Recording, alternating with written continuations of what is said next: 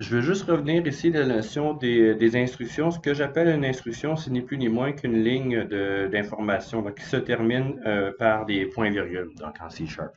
Dans ce qu'on a ici à l'intérieur de mon bout de code ici, bien, je pourrais avoir string et des bouts de code de cette manière-là et ça fonctionne sans problème. En tout cas, ça devrait fonctionner sans problème parce que la dernière information, même si ce n'est pas sur la même ligne, elle se termine par un point-virgule et ça termine ici la notion de l'instruction directement. Donc, je vais le faire démarrer et ça devrait fonctionner évidemment. Donc, c'est pas ce qui est de plus beau à voir, mais si jamais vous avez beaucoup d'informations qui ne rentrent pas sur une ligne ou dans l'intérieur de votre écran, par exemple, ben, rien ne vous empêche de le couper de cette manière-là et ça fonctionne. Évidemment, peut-être pas de le couper en plein milieu, quoique ça ne change pas grand-chose ici. Il m'a rajouté le plus, donc il me l'a adapté, mais essayer de le couper à la fin d'un élément, dans ce cas-ci, après des guillemets,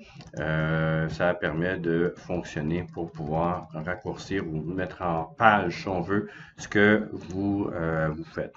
Donc, et pour ça, c'est pour ça que je me demandais un peu pourquoi est-ce que ça allait fonctionner si je le coupé de cette manière-là. C'est que c'est pas quelque chose qu'on fait souvent, mais qui est possible de faire. Donc, une instruction, ça se termine par un point-virgule. C'est comme ça que le shell sait que l'instruction ici est terminée. Donc, tout simplement. Et si je reviens dans la notion de présentation ici, donc en général, on met qu'une instruction par ligne, mais le langage permet d'en mettre autant que l'on souhaite. Donc, c'est juste une mauvaise pratique, tout simplement. Et certaines lignes du code source ne sont pas des instructions, donc c'est soit des lignes blanches, donc on n'a rien mis dans cette ligne-là, ou des commentaires. Donc, c'est ce qu'on a vu. Donc, comment fonctionnent les variables? C'est un peu ce que j'avais mis dans le formatif ici du cours. Donc, on peut voir qu'une variable, ben, c'est comme une boîte dans laquelle on va placer une donnée. Par exemple, ici, on a un integer dans lequel on a mis la notion de valeur. Donc, une valeur ici de 17. Ben, le nom de la variable, ils l'ont appelé variable. J'aime moins cette présentation-là, mais on pourrait dire ici, par exemple, que ce serait âge. On pourrait remplacer âge ici, le mot variable ici par âge, donc qui est de type. Il y a toujours un type, une valeur et évidemment un nom. Donc, cette boîte, on va lui donner un nom, c'est ça ce que je viens de dire ici.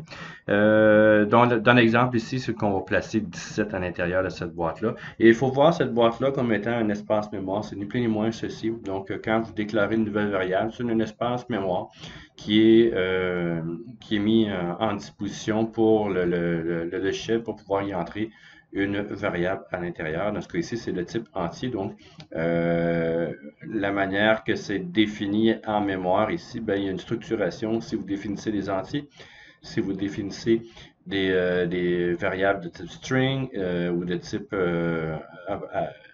réel, donc autrement dit avec des virgules, bien, il va y avoir une structuration de mémoire différente pour accepter ces types de valeurs-là. C'est pourquoi on type nos variables, donc autrement dit, on définit un type pour chacune des variables. Donc, dans ce cas-ci, c'est un INT. Donc, c'est un mot réservé du langage, alors que variable, ici, ben, c'est un nom qu'on a défini. Nous, ici, on va voir les conventions de nommage un peu plus tard. Mais ici, c'est variable. J'aurais pu mettre toto, tutu, tata, ça aurait fonctionné aussi. Et INT, bien ça, c'est un mot réservé. C'est un mot qui veut dire quelque chose au langage. Donc, c'est une commande, si on veut, ou une propriété, ou je ne sais pas comment le dire ici, mais c'est une instruction. Mais ce n'est pas le point-virgule, c'est un élément qui veut dire quelque chose pour le langage ici dans C# et dans plusieurs autres langages aussi. Dans le cas qu'on peut faire une référence à, c'est la notion de Java. Donc, comment fonctionnent les variables ici? Donc, on va voir les types bientôt. On va voir tout ça, comment ça se fait. Dans tous les langages, la bonne pratique est de déclarer des variables dans le haut des méthodes, autrement dit dans le haut de notre code, si on peut, pour rester simple dans ce cas ici. Là. Mais ce que j'ai fait moi tout à l'heure, j'ai mis string Martin au début et j'ai remis Lucie un peu plus loin là-dedans. Bon, évidemment, je pourrais faire ceci, mais en principe, je devrais, bon, ici c'était pour faire l'affichage, je voulais que je fasse une modification pour pouvoir vous montrer ce qui en était avec la ladybug.print. Mais habituellement, on va mettre en haut nos déclarations de variables. Donc, et par la suite, l'utilisation de ces variables-là un peu plus loin. Donc, évidemment, si j'avais mis l'ordre des cycles de déclaration est vraiment important. Je vais enlever ceci. Mais si je mets cette partie-ci ici après, par exemple, son utilisation, ben, vous voyez ici que la variable string est possible d'utiliser la variable parce qu'elle n'est pas déclarée. Donc, elle est déclarée, mais après. Donc, ça ne fonctionne pas. Il faut qu'elle soit déclarée avant. Donc, si je mets avant, et voilà, ça fonctionne. Tout simplement. Donc, je vais me faire un peu de place ici pour la suite. Donc, c'est ce qu'on appelle une déclaration de variable, donc à cet endroit.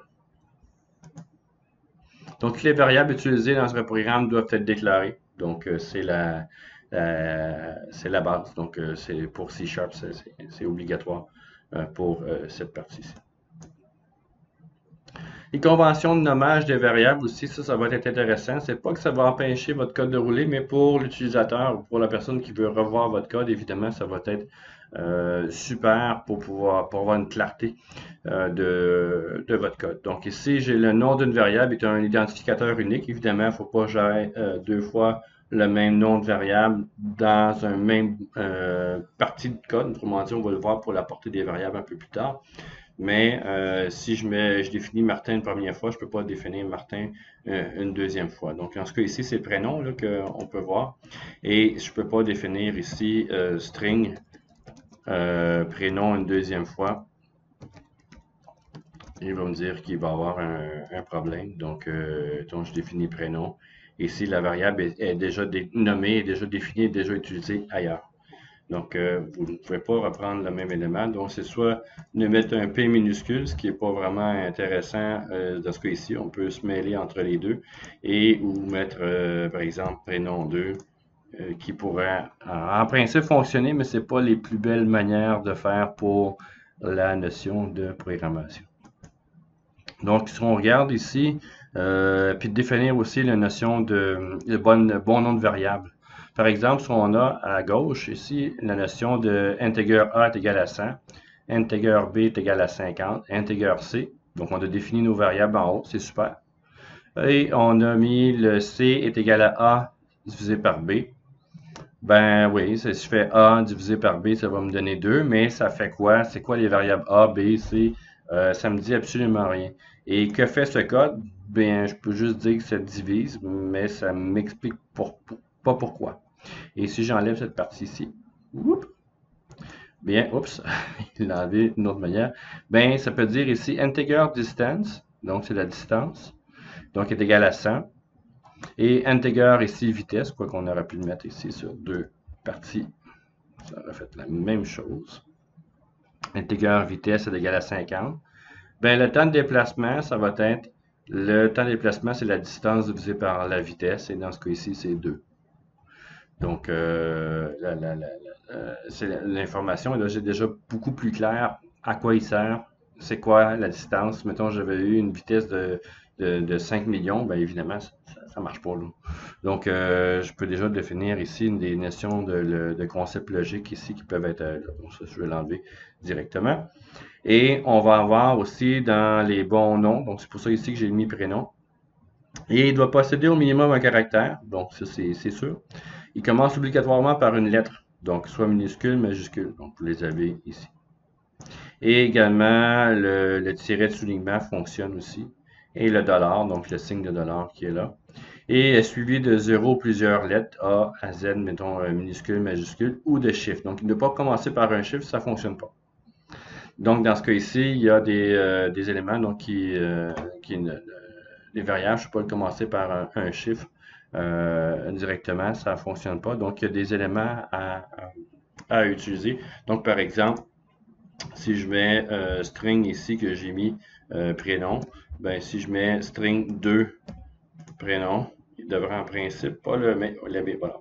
Donc ici, n'existe pas dans le contexte actuel, donc il y a un problème avec cet élément-là. Mais si je mets prénom 2 comme tantôt ce que j'ai fait, bon, lui, il va me dire qu'il y a un problème évidemment, là, mais ça fonctionne. Donc vous pouvez mettre des éléments de cette manière-là.